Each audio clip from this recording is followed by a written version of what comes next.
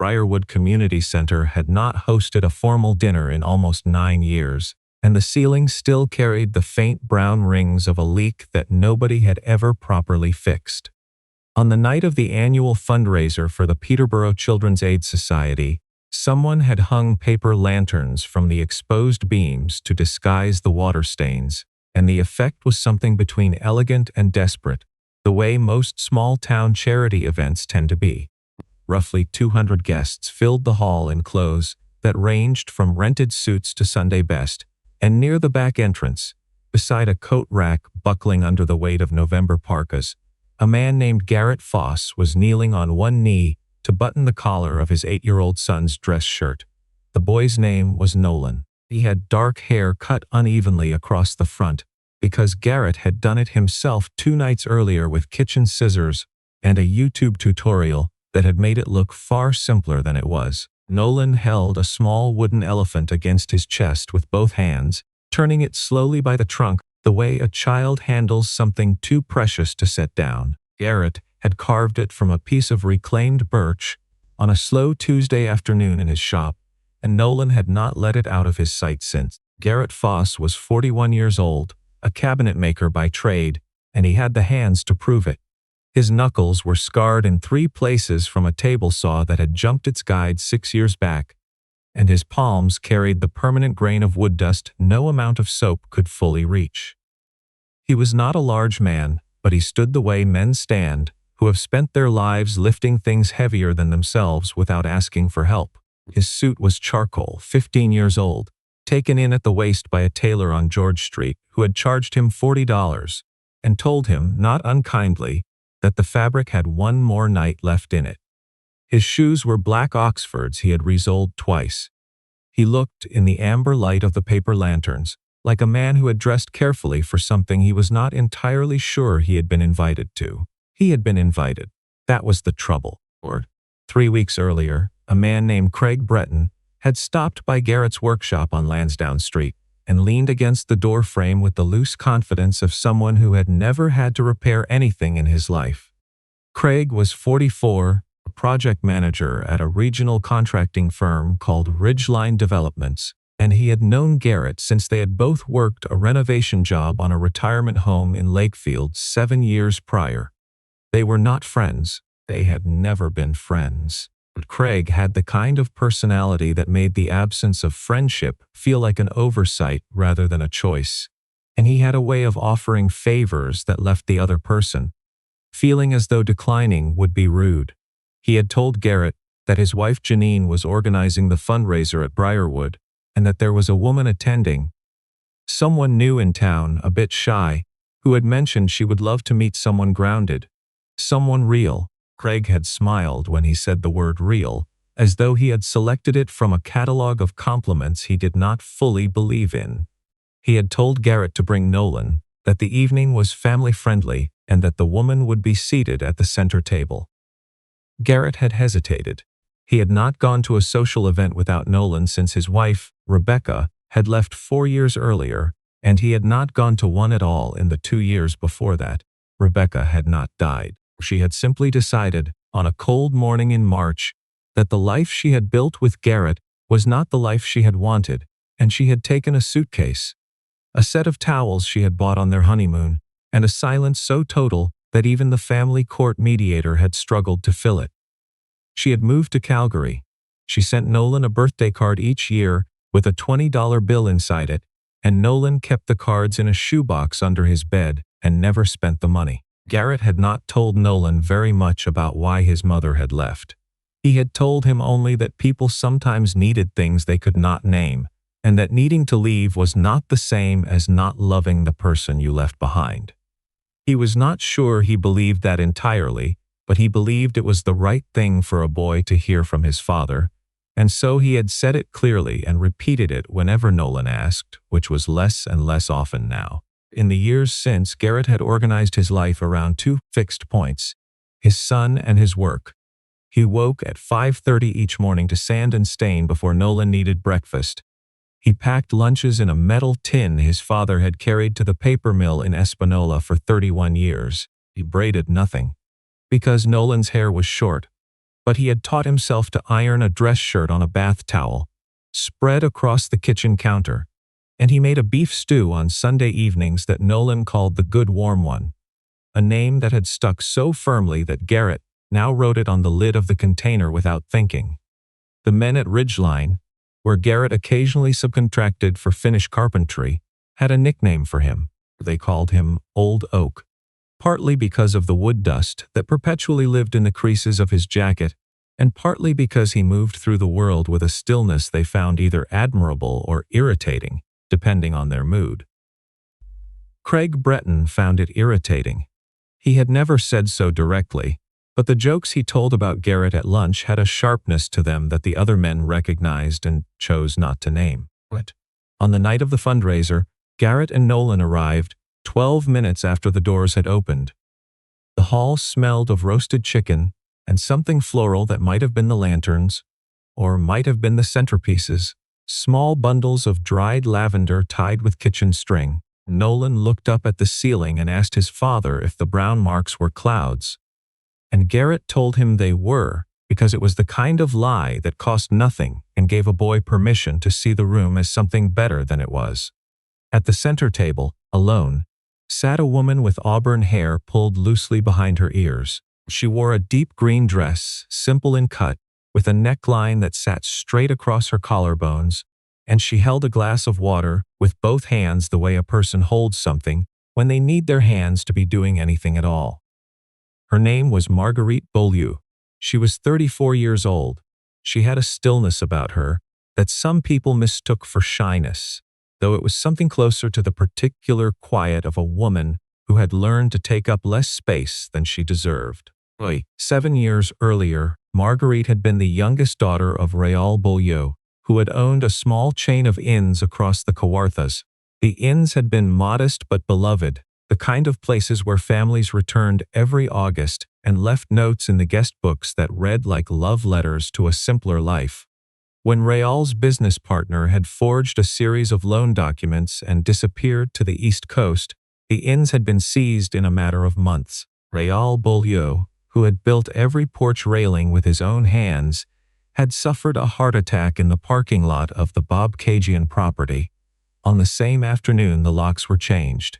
He had died in the ambulance before it reached the hospital. Marguerite's mother, Claire, had moved into a long-term care facility the following winter, and Marguerite, at 27, had found herself alone in a town that remembered her family name the way people remember a business that closed, with a mixture of pity and the vague suspicion that someone must have done something wrong. She had taken a housekeeping job at one of the inns her father had once owned.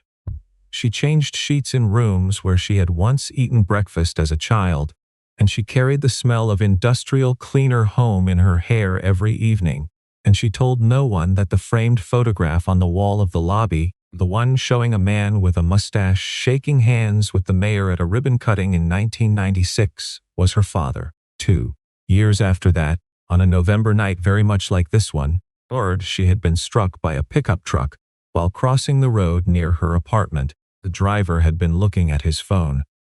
The accident had taken from her the easy, unthinking way she had once walked through a room, and the months of physiotherapy that followed had given her a slight limp that she carried now in her left leg, like a sentence she could not quite finish. The people in Peterborough who remembered the Beaulieu name had a phrase for her. They called her, not always unkindly, La Petite Charité, because she appeared at public events the way stray cats appear at back doors, uninvited but tolerated. At a Lions Club dinner 2 years earlier, a man in a gray blazer had told her, in a voice loud enough for the table to hear, that he did not think the silent auction was meant for people who could not afford to bid. She had carried that sentence in her coat pocket like a stone ever since. What? No one in the room at Briarwood knew, because she had asked her lawyer and her assistant to keep it that way, was that Marguerite Beaulieu had spent the last 4 years quietly rebuilding what her father had lost. She had started with a single property in Halliburton, purchased at a tax sale, renovated it herself over 2 winters using skills her father had taught her before she was old enough to hold a proper level, and turned it into a bed and breakfast that had been fully booked since its 2nd season. From that single property she had built Beaulieu Hospitality, a company that now owned 26 boutique inns and lodges across Ontario, including the building they were all sitting in tonight. Briarwood Community Centre was located on land that Beaulieu Hospitality had purchased from the township 4 months earlier as part of a heritage restoration initiative. The paper lanterns were hanging in her building. She had told the event organizer that she did not wish to be introduced. She had told the center's caretaker, a quiet man in his 60s named Alvin Fawcett, that she was attending to observe. So she had taken her seat at the center table, asked for water, and watched the room the way she always watched rooms now, with the careful attention of a woman who had learned that the character of any gathering revealed itself fastest in how it treated the person sitting alone. Craig Breton had been waiting. The moment Garrett and Nolan came through the hall's side entrance, Craig rose from his seat near the bar, raised a glass of Canadian Club, and announced to the nearest tables that the guest of honor had arrived. He said it with the expansive good humor of a man who believed loudness was generosity. He told the room that he and a few of the boys from Ridgeline had found the perfect match for their colleague, a woman tailor-made for a man who still carried his lunch in a tin box. He said the phrase tailor-made with a grin that invited the room to understand something more than the words themselves. A few of the men at Craig's table laughed the way people laugh when the social cost of silence feels higher than the cost of cruelty.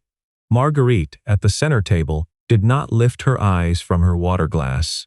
Garrett walked the length of the hall with Nolan pressed close to his side.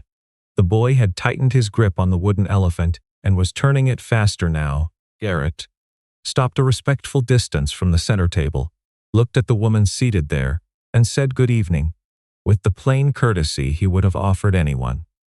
Marguerite returned the greeting without meeting his eyes, and the hall went on eating. Craig was not satisfied.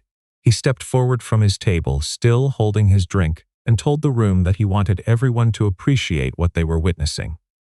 He called it a public service. He said that Garrett was a man who had not been on a date since his wife had walked out on him, and that the woman at the table was someone the town had been trying to find a use for ever since her family's name had stopped meaning anything. He invited the room to raise their glasses to the happy couple, and he added, with a wink aimed at the men beside him, that at least the two of them would not have to be lonely anymore. The laughter that followed was thinner than Craig had expected. An older woman at the next table set her fork down with a small, deliberate clink. A man in a plaid sport coat looked at his hands. Near the dessert table, a teenager in a borrowed suit glanced at his mother with an expression that asked, without words, whether they were supposed to find this funny. One of Craig's friends, a wide-shouldered man with a goatee and a voice built for job sites, looked at Nolan and added that the kid could call her mom right away and save everyone the trouble. The remark landed in the hall like a plate dropped in a quiet kitchen. A server near the wall closed her eyes for a moment. Nolan did not understand all of the words, but he felt them the way children feel weather, and he pressed his face into the side of his father's hip and held the elephant against his ribs. Garrett had been weighing whether to leave. He had been calculating the distance to the door, the cost of retrieving their coats, the explanation he would owe Nolan in the truck on the way home. But something shifted in his chest in the moment after the joke about his son. It was not anger, exactly. It was the feeling a man gets when he realizes that leaving the room would teach his boy that silence was the same thing as permission. He did not raise his voice. He did not turn toward Craig's table. He knelt beside Nolan, whispered something into the boy's ear that made him nod once, and then he straightened, crossed to the center table, drew back the empty chair beside Marguerite, and stood behind it the way his father had taught him to stand behind a chair for a guest. He waited. Marguerite looked up at him, confused, and he told her, quietly, that the chair was hers if she wanted company, and that he would understand if she did not. She sat. He pulled a second chair from the neighboring table, lifted Nolan into it, and placed the wooden elephant carefully on the tablecloth in front of him. Only then did he take his own seat across from Marguerite and meet her eyes for the first time. He told her that he was sorry. He told her that he did not know what this evening had been arranged to be, but that whatever it was, she had not earned the right to be spoken about, as though she were not in the room. The words were not loud enough to carry past the nearest tables, but they were clear enough that the people sitting closest heard them, and the low hum of conversation around them softened and thinned. Craig, sensing the air shifting away from him, laughed shortly and called across the room that Garrett was making too much of it. He said it was just a bit of fun between mates. Garrett turned his head slowly and looked at the man he had worked alongside for 7 years. He told Craig, without any particular heat, that if this was Craig's idea of helping a friend, then he understood now why Craig's friendships never seemed to last. A few people drew breath at the same time. A woman at the next table put her hand on her husband's arm. Garrett was not finished. He told the room, still without raising his voice, that he had come tonight because a colleague had told him. A kind woman wished to meet him. He told them he had not come to sit in a hall where grown men made sport of a stranger and a child and called it generosity. He told them, looking briefly at Nolan, that his son was learning every single day what it meant to be a man, and that he refused to let this be the lesson. The hall went quiet. Not silent exactly, but something close to it, the particular hush of a room full of people who have just been told the truth about themselves and are not yet sure what to do with it. Even the woman behind the dessert table, who had been slicing squares of butter tart, set down her knife and looked toward the center table. Marguerite watched Garrett's profile in that quiet. She had spent years developing a precise internal instrument for detecting the motives of men, and she could find nothing false in his face. He was not performing for the room. He was not performing for her. He was sitting beside a woman who was being laughed at, and he had decided, with the unhurried certainty of a man who had made far more difficult decisions alone at a kitchen table, that he would not leave her to face it without company. He turned back to her once the silence had settled. His voice changed, becoming softer, almost private, though by now every table within 15 feet had stopped pretending not to listen. He told her that if she wanted to leave, he would walk her to the door himself and drive her wherever she needed to go. He told her that if she wanted to stay, he would sit across from her for as long as the evening lasted, and that nobody at this table would say another unkind word. He told her, finally, that whatever she chose, she would not spend the rest of this night alone. Marguerite had not been offered a real choice in a long time. The loss of her father's ins had been decided by men she had never met. Her accident had been decided by a stranger looking at a phone screen. Her reputation in this town had been decided by people who had never once asked her to tell her own story. So she sat for a moment in the quiet Garrett had built around her, and she felt the edges of something she had nearly forgotten how to recognize. She told him she would like to stay. He nodded once and said simply that they would stay. The matter, for him, appeared to be closed. Nolan, who had been watching everything with the grave attention that only 8-year-olds can sustain, reached across the tablecloth and picked up the wooden elephant. He studied it for a moment, running his thumb along the curve of the trunk, the way his father ran his thumb along the edge of a freshly sanded board to check for splinters. Then he slid the elephant across the white cloth toward Marguerite, with both hands, the way a child slides something irreplaceable toward someone who needs it more. He told her that his dad had made it for him. He said the words slowly, carefully, the way he always spoke when he wanted to be sure the sounds came out in the right order. He told her that whenever he felt scared or sad, he held it, and it helped. He told her she could hold it tonight if she needed to. The elephant sat between them on the tablecloth like a small wooden anchor. Marguerite looked at the carving, and then at the boy who had offered it, and then at the man whose scarred hands had made it. She picked it up and held it in both palms the way a person holds a bird that has landed on them unexpectedly.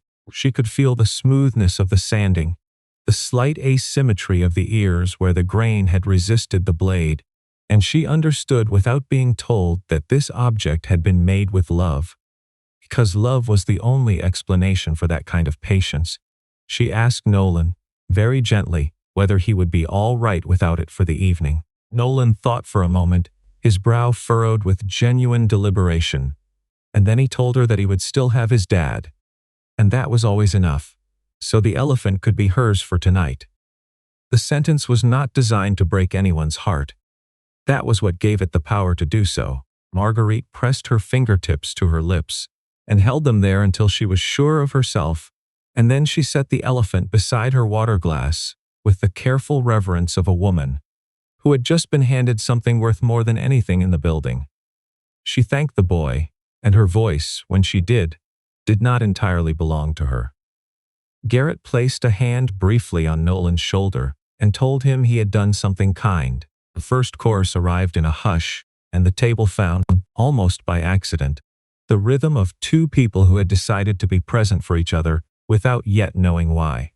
He asked her if she preferred the chicken or the roast beef. She told him, sounding faintly surprised at how ordinary the question was, that she had not really thought about it. He asked her if she attended events like this often. She told him that she had, once in another life, but that it had been a long time since she had felt at ease in a room full of strangers. He did not press. She asked him whether he was always this steady under pressure. He told her he was not, but that he had taught himself never to lose his composure in front of his son, because a boy who had already lost one parent's presence could not afford to lose the other's self-control. He said. The lesson had cost him more than he liked to think about, and had saved him more than he would ever be able to measure. She looked at Nolan, who had found a pen in Garrett's jacket pocket, and was drawing a careful, lopsided tree on the back of the event program.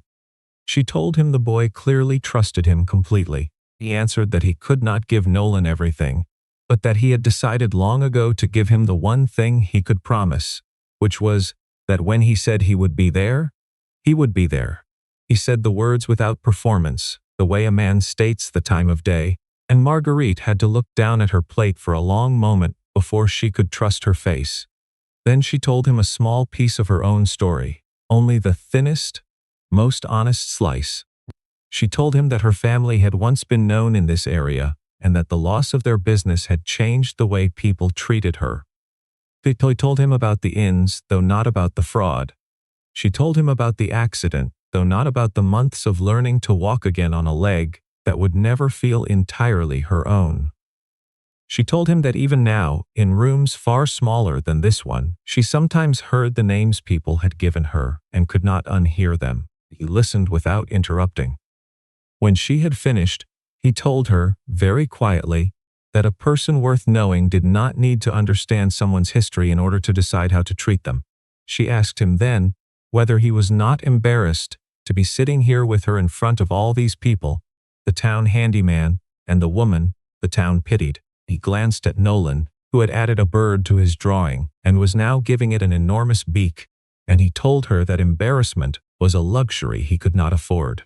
He told her he was far more afraid of the possibility that his son might one day remember this night and recall that his father had stayed quiet when it mattered. Craig Breton had been watching the center table from across the hall, and what he saw there had begun to curdle his evening. His own table had gone subdued. Two of his colleagues were studying their plates with the intensity of men who wished to be elsewhere. A woman at the next table had angled her chair away from him so deliberately that even the people behind her had noticed. The joke he had constructed so carefully had stopped being funny, and Craig, who had spent his working life confusing volume with authority, could not tolerate the loss of the room. He stood, crossed the hall with his glass, and stopped at the edge of the center table. He looked down at the three of them with an expression he seemed to believe was affable, and remarked that they made quite a picture. A single father playing the gentleman, a boy with a toy animal, and the town's most reliable charity case playing dress-up for the night. He said the words with a half-smile that the room did not return. Marguerite's hands went still on the stem of her glass. Nolan stopped drawing. Garrett set his fork down on the edge of his plate with the deliberateness of a man who has decided that the next words out of his mouth will be the ones that matter. Craig, seeing he had their attention, leaned in toward Garrett. He asked him, man to man, to be honest.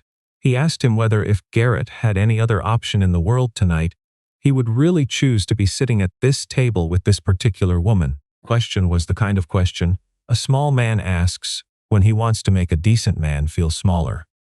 Garrett glanced at Marguerite first, and the look on his face was not for Craig at all. It was the look a person gives when they are silently checking that someone they have decided to protect is still all right. Then he stood.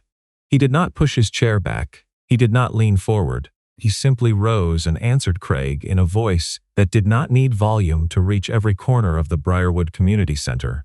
He said yes. He said he would sit at this table. He said he would sit at any table where someone was being torn apart because he could not, as a man and as a father, remain at a table where someone was doing the tearing. Craig tried, with a thinning smile, to say that Garrett was behaving as though he were better than the rest of them. Garrett shook his head once. He told Craig very evenly that he was not trying to be better than anyone. He was only trying not to become the kind of man his son would be ashamed to call his father. Several of the guests at the surrounding tables looked, for the first time, directly at Nolan. They saw what they had chosen not to see before. They saw a small boy with damp eyes, holding a pen in one hand and nothing in the other, because he had given the only comfort he owned to a stranger. And they saw in his face the unmistakable expression of a child who was learning, in real time, exactly what kind of adults the people around him had chosen to be. Marguerite saw it too. She saw the boy absorbing the cruelty of a room full of grown-ups, and she recognized in the tight set of his small mouth the same expression she had worn at a different table in a different hall, 7 years ago, on the night a man had told her she did not belong. The recognition struck her so cleanly that her composure, the composure she had spent years building and reinforcing and relying on, gave way without warning. A single tear fell before she could catch it, and she pressed her napkin to her cheek with the quick apologetic motion of a woman who had not intended to be seen. Nolan watched her. Then, with the solemn decisiveness of a boy who had made up his mind, he set his pen down, climbed off his chair, and walked the few steps to stand between his father and the man with the whiskey glass. He was short enough that he had to tilt his head back to look Craig in the face. He held nothing in his hands. He had given the elephant away. He called Craig sir, because that was the word his father used when speaking to men he did not respect but still chose to be polite to. He told Craig, without hurry and without hesitation, that his dad said real kindness meant you did not make someone cry and then tell everyone it was a joke. He said it the way a child recites a rule from school, with the plain certainty of someone who has been told something true by someone he trusts completely. Then he turned, more carefully, toward Marguerite. He told her in the quiet voice of a boy who had practiced being brave, that he could see she was trying not to cry. He told her it was okay because he had already seen, and that seeing was not the same as thinking less of her. He told her that if nobody else in the room wanted to sit with her, his dad would sit with her, and so would he. He held out one small hand, palm open, fingers slightly curled, the way children offer friendship before they have learned to be cautious about it. The hall did not fall silent so much as it remembered what silence was for. The clatter of cutlery at distant tables stopped. The woman slicing butter tarts set down her knife a second time and did not pick it up again. A man near the entrance who had been shrugging on his coat to leave let it slide back off his shoulder. Even the overhead lights, fluorescent and unkind, seemed to soften in the presence of something that did not belong under their glare. Marguerite took the small hand. She did not try to speak, because she did not trust what her voice would do. Garrett knelt and gathered Nolan against him and told the boy, in a low, steady voice, that he did not need to say anything more, that he had heard him, that he was proud of him. He pressed his cheek to the top of Nolan's head and held him there for a breath longer than was strictly necessary, because he needed the boy to feel, through the pressure of his father's arms, that the world was not only what it had looked like for the past 10 minutes. Across the table, Marguerite was crying without sound, the way women cry who have taught themselves never to cry in front of strangers, and around her, almost without meaning to, the room was crying with her. The side door of the hall opened then, not dramatically, but with the unhurried authority of a hinge that someone had been waiting all evening to push. Alvin Fawcett, the center's caretaker, stepped through with a manila folder in one hand, and a look on his face that moved from concern to apology in the space of a single breath. Behind him stood a younger woman in a navy blazer carrying a laptop bag and a phone that had not stopped buzzing. Alvin crossed to the center table and inclined his head toward Marguerite with a formality that did not match the paper lanterns, or the folding chairs, or the butter tarts. He called her Miss Beaulieu. He told her that the restoration committee was ready in the meeting room upstairs, that the heritage architect had arrived from Toronto, and that he was sorry for the delay in finding her. He asked if she needed anything before he escorted her up. A murmur passed through the hall, not a gasp, but the particular sound of 200 people silently rearranging everything they had assumed about the woman at the center table. Craig's mouth opened and stayed open for a moment without producing anything useful. He looked at Alvin, then at Marguerite, then at the younger woman with the laptop bag, and his face cycled through several shades before arriving at something near gray. Alvin Fawcett noticed Craig for the first time, registered his posture over the table, and spoke again, this time for the benefit of the room, with the measured precision of a man who had spent 40 years caring for a building and understood that the most important thing in any room was not the ceiling or the floor, but the way people behaved beneath it. He told the hall that Marguerite Beaulieu was the founder and chief executive of Beaulieu Hospitality. He told them that her company had acquired the Briarwood Community Center and the surrounding properties earlier that year as part of a heritage restoration program. He told them, with the smallest of smiles, that every person in the room was her guest tonight. The hall did something quieter and more total than gasping. It contracted. The older woman who had once whispered about the Beaulieu family studied the bottom of her wine glass as though it contained instructions. The wide-shouldered man with the goatee discovered an urgent interest in his napkin. Craig took a half-step backward, as though physical distance might undo the last hour. Marguerite rose from her chair. She folded her napkin, placed it on the table with the calm of a woman who had survived rooms far harsher than this one, and stood at her full height. She did not raise her voice. She turned to Craig and looked him fully in the face. She told him that she understood he had not known who she was. She told him that this was precisely the point. She told him that he had decided it was safe to be cruel because he had already decided, before she had spoken a single word, that she was no one who mattered. The sentence landed across the hall like the first frost of November. Craig tried, with the remnants of his composure, to call the whole thing a misunderstanding. He used the word joke 3 times in 2 sentences, the way a man uses a word when he has run out of others. Marguerite listened without interrupting. When he had finished, she told him something she would later be quoted on in a profile in the Toronto Star. She told him that a joke was only a joke when the person it was aimed at could also laugh. She turned to Alvin Fawcett. She asked him for the guest list, the name of the contracting firm currently retained for center maintenance, and a written summary of the conduct standards expected of any vendor, guest, or partner at a Beaulieu hospitality event. Alvin nodded, opened his manila folder, and began to write. Craig's 2 remaining colleagues at the bar collected their coats without speaking. What Marguerite did next was the thing the people in that hall would talk about for years, in living rooms and church basements, and the aisles of the Foodland on Chemong Road. She did not raise her voice. She did not have Craig removed by force. She did not humiliate him in return, though the room would have forgiven her for it and perhaps even applauded. She addressed the hall as a whole, and she told them simply that the character of a community did not live in its fundraisers or its buildings or the amount written on a check. It lived in how each person, on any given night, chose to treat the people who could do absolutely nothing for them in return. The contract with Craig's firm was terminated the following morning. Craig himself was walked out of the Briarwood Community Center that night by 2 volunteers from the event staff, without incident and without ceremony.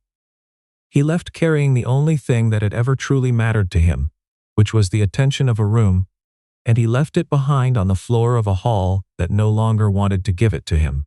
When the crowd had thinned and the volunteers had begun stacking chairs, Marguerite returned to the center table, where Garrett still stood with one hand on his son's shoulder. Nolan, who had grown heavy-eyed with tiredness, looked up at her and asked, with the quiet earnestness of a boy, checking on someone he considered a friend, whether she was still sad. Marguerite did something then that Alvin Fawcett would describe to his wife that night, and again, almost word for word, to his grandchildren 4 Christmases later. She lowered herself in her green dress and her low-heeled shoes until she was at the same height as the boy, and she told him that she was still a little sad, but that because of him, she did not feel alone. Nolan reached into his trouser pocket and produced a single wrapped butterscotch candy, the kind sold in bulk at the Shoppers Drug Mart on Water Street. He placed it in her hand and told her that his dad always gave him one. When the day had been hard, he told her she could keep this one. Marguerite closed her fingers around the candy as though it were the deed to a building. In the weeks that followed, Marguerite designed something that her board of directors did not immediately understand. She called it the First Key Initiative, a program funded directly by Beaulieu Hospitality. The initiative would identify neglected houses near company properties across Ontario, restore them using local trades, and offer them as transitional homes to single parents and to hospitality workers facing housing insecurity. There would be no press conferences. There would be no plaques on the walls. There would only be a key placed in the hand of a person who had not had a home to call their own in a very long time. She remembered Garrett while the initiative was still a set of drawings and spreadsheets on her desk. She had not forgotten the way he had pulled out a chair for her before he had any idea who she was, and she had not forgotten that his hands, when he had done it, had carried the grain of honest work. She called him into her office on a Tuesday afternoon. Garrett arrived in his work jacket, holding his cap in his lap, and told her that he was not sure he was the right person for whatever she was about to offer. Marguerite leaned forward across her desk and told him she did not need a man who could speak in boardrooms. She needed a man who could tell which floorboard was going to buckle before the weight came down on it, and someone she trusted to put the keys into the hands of the families, she told him.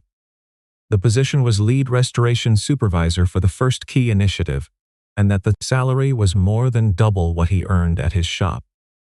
He took the position 2 days later. On a cool afternoon in early spring, with the last of the snow pulling back from the lawns along the Oatnobby River, Garrett was tightening the final cabinet hinge in the kitchen of a small 2-bedroom house on the east side of town. The house had been stripped to its studs and rebuilt over the course of a winter by Garrett and a crew of 4 local tradespeople, and it was about to be handed to a young mother named Sharon Corbeil, who had 2 daughters and a night shift at the hospital. Nolan sat on the front steps drawing a sun on a piece of cardboard with a marker that was running low on ink. Marguerite arrived a little after 4 o'clock in a cream-colored coat with her hair down, carrying a thermos of coffee and a paper bag of sandwiches from the bakery on Hunter Street. She was smiling more easily now than she had been at the fundraiser. When Sharon Corbeil received the key, she held it against her mouth for a long time before she could speak. Garrett stood to one side of the porch and did not step forward, because he had believed long before that day that good work did not require anyone to watch it being done. Nolan came running across the yard and tugged at Marguerite's hand and asked her, with the seriousness of a boy who had been waiting months to know the answer, whether she still had the candy. Marguerite opened her coat pocket and lifted out the butterscotch, still in its wrapper, slightly soft now from months of being carried close to her body. She told him she had kept it every day since the night a boy had taught a room full of adults how to behave like decent people. Garrett, watching from the porch, looked at his son and at the woman holding the candy, and he had to turn his face toward the river for a long moment before he could trust it again. The story did not end with a wedding that afternoon. It ended with 3 people standing on a porch while the light pulled long across the water. A young mother carrying her children into a house that finally bore her name, and a quiet understanding among the grown-ups on that porch that something had been built between them from a single unremarkable act of decency offered before anyone had known whether it would be returned. If there was a lesson in any of it, the lesson was not that kindness always finds its reward. The most valuable kindness a person can offer is the kindness given freely to a stranger, before knowing whether the stranger has anything at all to give in return. Garrett Foss had not known, on the night of the fundraiser at the Briarwood Community Center, that the woman seated across from him owned the building. He had known only that she was a person, that she was being hurt, and that his son was watching to see what kind of man his father was. That in the end had been enough.